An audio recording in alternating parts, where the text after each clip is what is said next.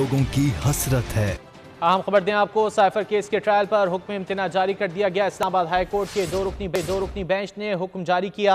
अदालत ने jail trial की वजूहात पर मबनी रिकॉर्ड तलब कर लिया है। तफसीलात जान लेते हैं बोल न्यूज़ के नुमाइंदे एहतिशाम की आनी से। एहतिशाम, क्या तफसीलात हैं?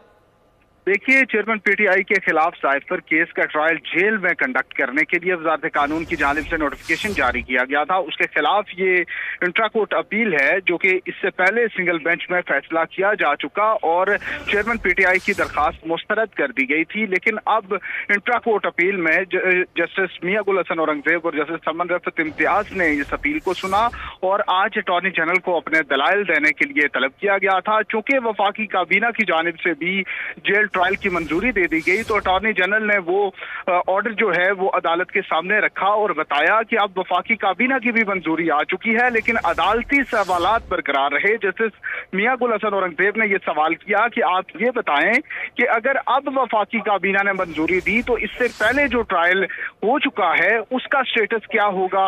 ये भी पूछा गया कि जेल ट्रायल का नोटिफिकेशन क्यों जारी किया गया, ऐसी नौबत क्यों आई, क्यों आपको ये जरूरत पेश आई कि इस केस का ट्रायल जेल ट्रायल किया जाए।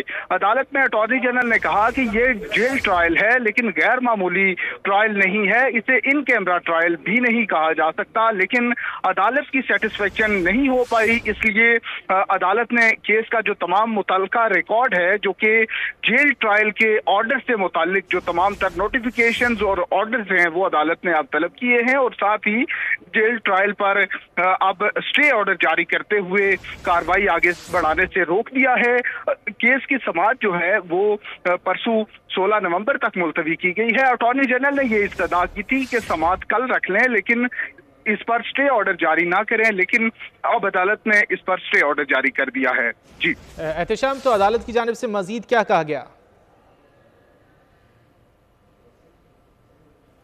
गालिबन एहतिशाम से हमारा राब्ता मुनक़ता हो गया है। इस्लामाबाद हाई कोर्ट ने साइफर केस के ट्रायल पर हुक्म इम्तना जारी कर दिया है। अभी आपको बराह रास्त